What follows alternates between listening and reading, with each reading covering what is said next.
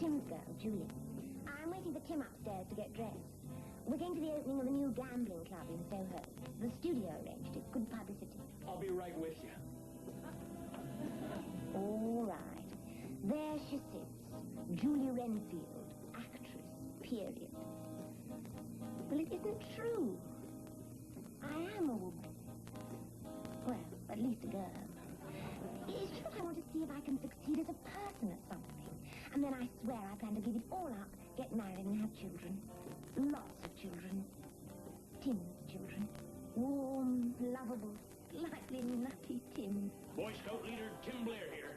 Oh, don't worry about a thing, ma'am. Your son is in good hands. Come on, Harold. Today's the day we get our merit badge in knitting. I want him out of this mess Gene's kept him in with his stupid gambling. I want him back as a full-time man. My man. Faites vos jeux, mesdames et messieurs. Faites vos jeux. Place your bets, please, now.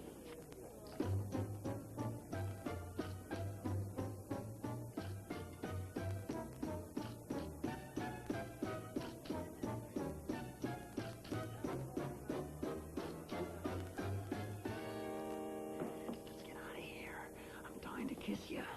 Meet you at the powder room. I said kiss, not shake hands. Frankly, Courtney, I can't see what all this fuss is about. As a model, her features are rather laughable. And every day I laugh all the way to the bank. You see, having Timmie under contract is like having my own little foreign aid plan with America. You see, plain girls everywhere identify with her. Place your bets. Faites vos jeux, mesdames et messieurs. Faites vos jeux. Place your bets, please, now.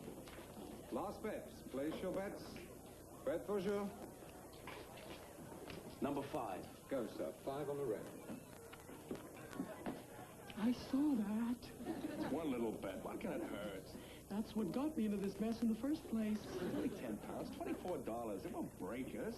You do it once more and I'll beat you to death with my purse. Come on. Something wrong, Timmy? Oh, everything's just fine, dear. Now you behave yourself and we'll take that little walk in the garden. Can't wait. Somebody must be having a big night. Incredible luck, Jeannie. Incredible. Would you care to leave your winnings on the same number, sir? The same number? Right. No! Please forgive me. The excitement of it all. How much would you say he has here? Perhaps 10 or 11,000 pounds. That little? Pink, I love you. Yellow, I love you. Green, I love you. Croupier, I think you're very nice. Excuse me, madame. It's a multiple choice question. A, one of us needs a shave. B, one of us has a loose hearing. C, one of us needs to see a psychiatrist. D, one of us should just grab the money and run.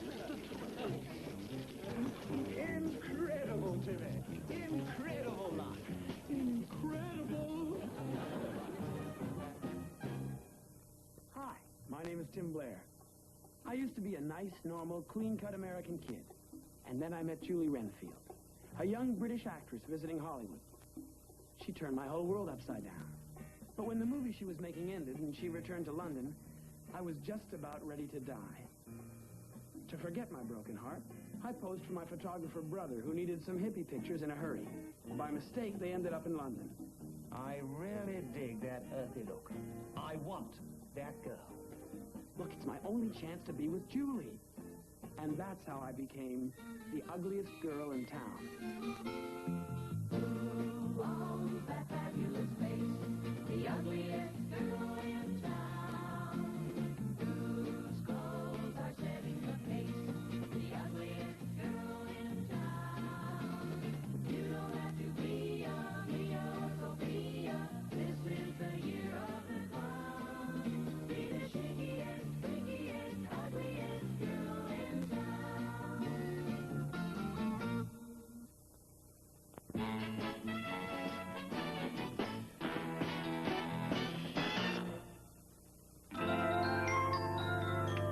Your receipt, sir. If you bring that back at noon tomorrow, we'll have a check prepared for you. I'll keep this in a safe place. Yes, I call that a safe place. And now, my dear, shall we leave this place and conclude our unfinished business? Why not? I'm starving. Can we stop someplace for a bite? You name the place, and I'll bite it.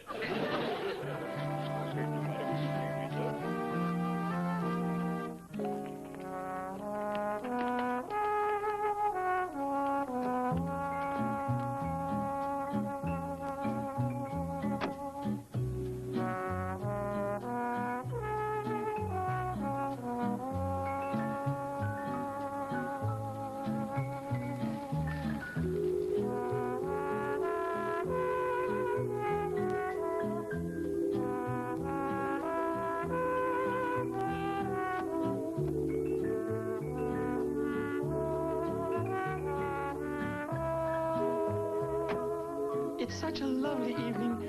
I think we'll walk a ways. Would you follow behind us? Very good, miss.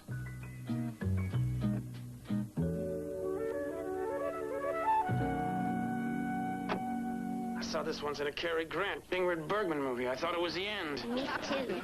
Oh, Julie, Julie, Julie, I do adore you, Julie. And I love you, Carrie.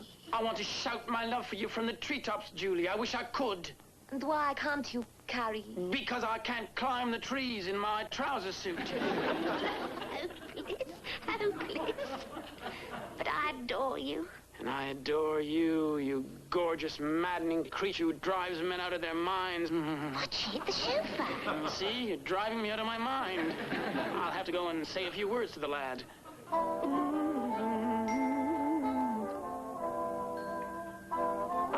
I think we'll walk the rest of the way home, but thank you, though. Yes, miss.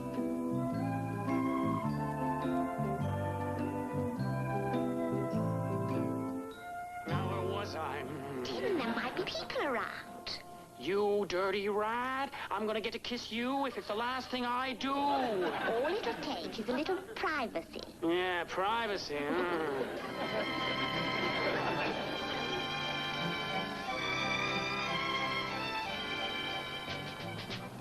Julie, where have you been all my life?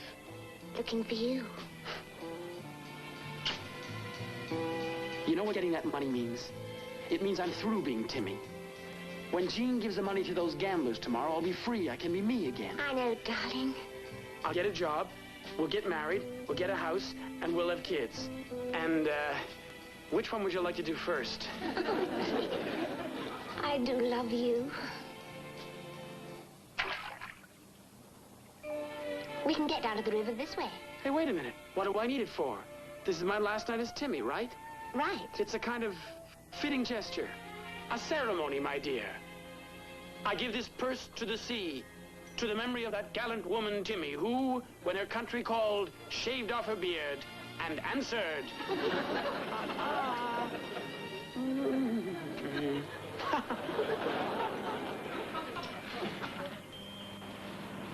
Alfie? What is it, Herbert? I think I've got one. And it's a blooming whopper. Oh. Easy, Herbert. Easy as you go. Oh. An handbag. Handbag. Hey, don't forget, we're partners. Everything's 50-50. Right. You get the handbag, and I get what's in it. £2. £2? Oh, here. Here's a passport. An American woman named Timmie. It's a woman. Oh. I've seen some uglies in my time, but this one takes the biscuit. Poor thing. I wonder what she looked like before the accident.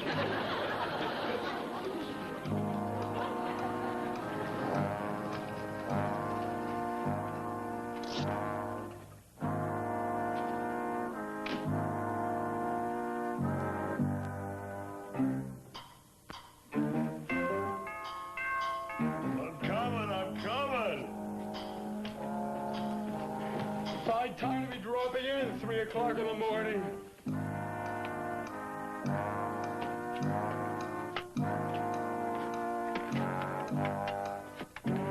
Terribly sorry to bother you, sir, but this is the residence of a young lady named Timmie. That's right. I wonder if I could trouble you to wake her, sir. I'd appreciate a word with the young lady. You'll have to come back in the morning. Inspector Tweedy, sir. Scotland Yard. Right, of course, yeah. Thank you very much, sir. Thank you. Well, I'm sorry to got you out of bed at this unearthly hour, sir. Well, we're sorry you had to get out of bed. What seems to be the problem, Inspector? Well, if the young lady is here, sir, no problem. If, on the other hand, she isn't, sir, it could be, quite serious, sir. Serious? Oh, yes. You might even say, a terrible tragedy. What do you mean by tragedy? Well, this was found in the river, sir, and handed in to the police. It contains some personal documents of the aforementioned young lady, Timmie. I'm sure she'll be able to explain that, won't she? Nat, she probably dropped it in the river, accidentally. Of course, if she's not on the premises now, she could have been the victim of foul play. Perhaps even, I rather hesitate to use the word, sir, you know. Suicide.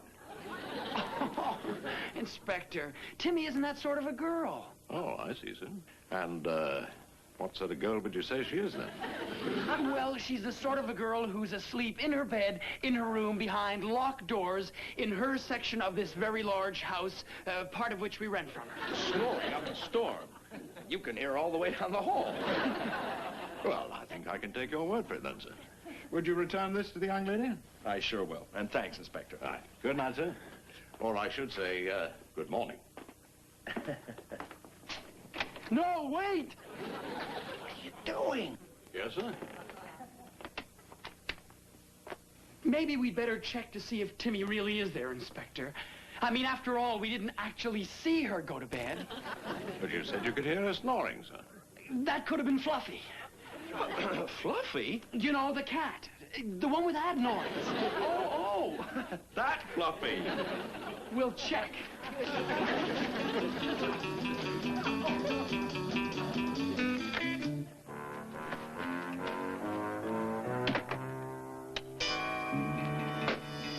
You picked your wake? For good. Look, this is my last night as Timmie, right? So? So we need an explanation for why she disappeared, right? So? So one just dropped into our lap. Instead of walking off into the sunset, she walked off into the river. Hey! Great? I don't like it. What's wrong with it? I don't know. It's kind of morbid. And she wouldn't do that kind of thing. You said so yourself just 5 minutes ago. So she got depressed. She changed her mind. In 5 minutes? Would Timmie do that? Of course she would. I should know. I'm her, aren't I? Well, okay. It's your funeral. Right. And it's gonna be a beaut.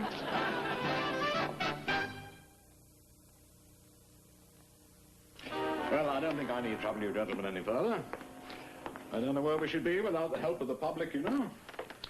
On behalf of the yard, I'd like to thank you for your cooperation. No trouble at all, Inspector. Any time. Right, thank you very much, gentlemen. You will keep us informed. Of course, sir. Naturally.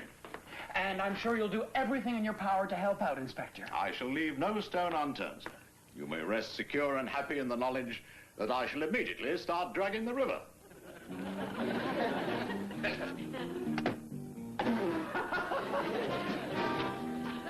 I can't wait to catch his face at the funeral. He'll probably break his jaw laughing. Better phone Julie and tell her the wonderful news of my untimely passing.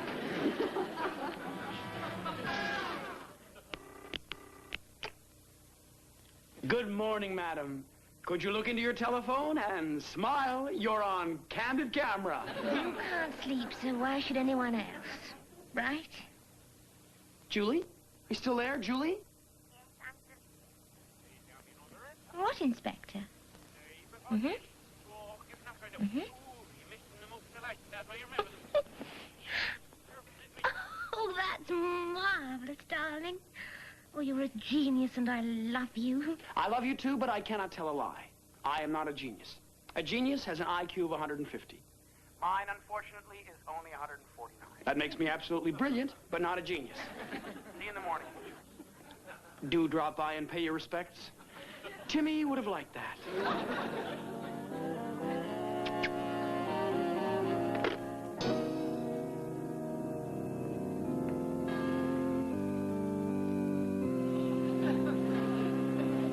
It's a tragedy. A horrible, untimely tragedy. It's a nasty blow for the family. Her family? What about me? I didn't have her insured. Thank you. Gee, it was good of everyone to send flowers. Timmie would have loved that. To me, Timmie isn't gone. She's still with us, here in this room. She's gone. Timmie's... Who are you? A friend of Timmie's. A very close friend. From the States. I came as soon as I heard the news. Of course. But it's only just happened. Well, that just goes to show how fast bad news travels. The gentleman insisted on waiting in the library. Excuse us, David. Of course, of course. It's a tragedy.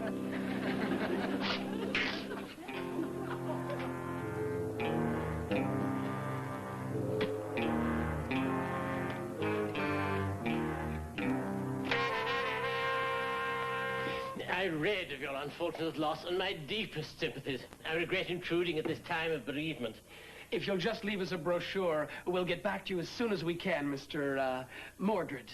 First, may I say that my staff and I have discussed the matter, and we have decided to accept Miss Timmie to stay with us at Laid-to-Rest City. Thank you. That's very flattering. We try to restrict our activities only to the best people. Now, there are a few personal questions I shall have to ask. Questions? What sort of questions? Well, if we know nothing about our guests at Laid-to-Rest, we may bury the wrong sort, so to speak. Oh, I see. Now, first we come to the question of a plot.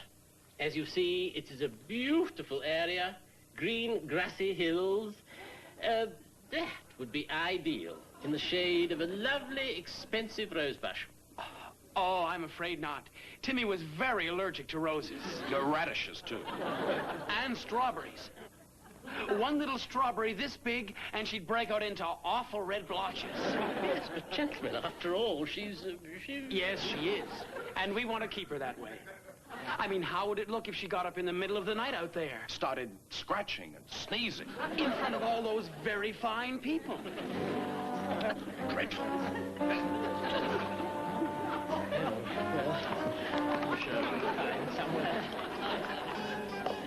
Now, as to the casket, we feel that this should be suited to the personality of the loved one. If, for example, Miss Timmie was quite feminine and delicate, we could have an exquisitely carved casket in bronze with a soft silk lining. Well, in that case, what have you got in a knotty pine with a burlap lining? That's her! That's Timmie! Have you got it? Perhaps we could decide later. Now, as to getting to the place of rest, have you given that any thought? No, but in a pinch, we could always stand her up in a skytop cab. Stand her up? Well, she's not going to bend. Not after tomorrow, anyway. We don't have any of that kind of cab here in London. Well, then, how about a convertible with the top down? Hey, I'm sure she'd love that. It sounds like great fun. I mean, if it isn't too windy. Of course, we could put off these decisions for now. I'll be in touch again at a more convenient time. You do that. I'm beginning to like this. How wonderful it is to be dead. I mean, really dead. Blah. What do we do now? Well, we've got to get over to the club and collect my winnings. You can't imagine how I'm really me. No more false hair, no more false eyelashes, no more false anything. It's kind of like owning a foreign car. What do you mean? Well, you meet a girl, and it's not a question of are you compatible, it's can you get spare parts? Oh, no. It can't be. What's this sign sign supposed to mean? Exactly what it says. We're closed. You can't do this. Now, we've got pull at the American Embassy. Easy, Tim, easy, Tim. What do you mean it's closed? What? No, it's only what I heard. The place was crooked, the governor was crooked, the dice was crooked. The only thing that wasn't crooked was the perfume machine in the ladies' powder room. They owe us money. We won a fortune here last night. It's not only unheard of, it's uncollectible. Sorry, governor, we're closed.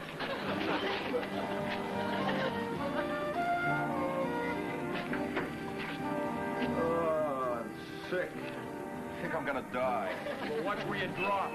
I don't want you falling on me. I'm sorry, Tim. I know what this meant to you. Thanks. Well, what do we do now? Well, for openers, I'm gonna cry a lot. I'm sure there's a way out of this. Yeah, there's a way out. That's what I'm gonna cry about. It isn't fair. If we have to pay off a hood like Coopersmith, how come those other hoods don't have to pay us off? I should have known. It's a bad month for Leo men. You sure that doesn't say century? Julie, what am I gonna do now? Oh, I don't know, love. I suppose you're gonna have to become Timmie again. At least for a little while longer. Sure, but how? I'm dead. I drowned in the river. How can I come back from there? I saw a film once. I know. Bleh, good evening. Permit me to introduce myself. I was thinking of one I saw with Greer Garson and Ronald Colman. In it, he disappeared for years. Everyone thought he was dead. Then at the end of the film, he came back. He did? How? That's funny, I can't remember. You can't remember? Wait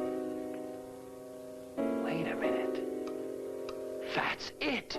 That is it. I can't remember. I fell in the river, I hit my head, and I had temporary amnesia. Yes, so that's what happened to Ronald Colman, too. Only he got hit by a car. It's a good thing I didn't drop my purse in the street. Let's see. Who did I think I was for the last 48 hours? I still say there ain't no fish in the river. Patience, sir, patience. Hey, holy!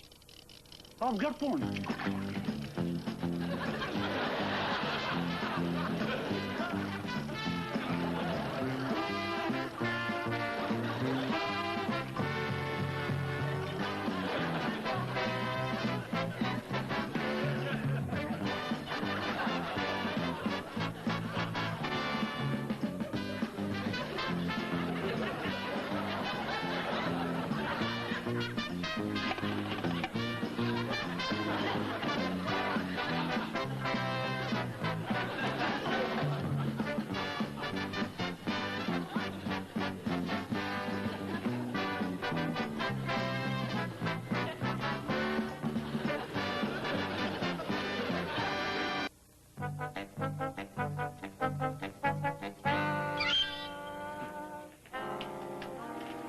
All right, gentlemen, I'm afraid that'll have to suffice for now.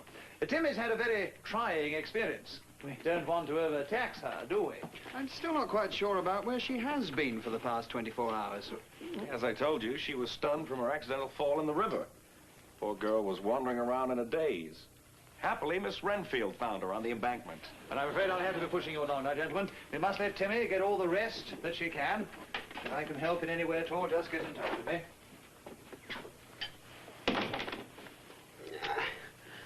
I'm sorry, honey. Looks like we're gonna have to put up with this a little while longer. I can stand it if you can, darling. I'm not so sure that I can. It's giving me a complex. Sometimes I look at myself in the mirror, and I forget that I'm a fella. I'll keep reminding you. Oh, yeah. Oh, yeah. It's all coming back to me now.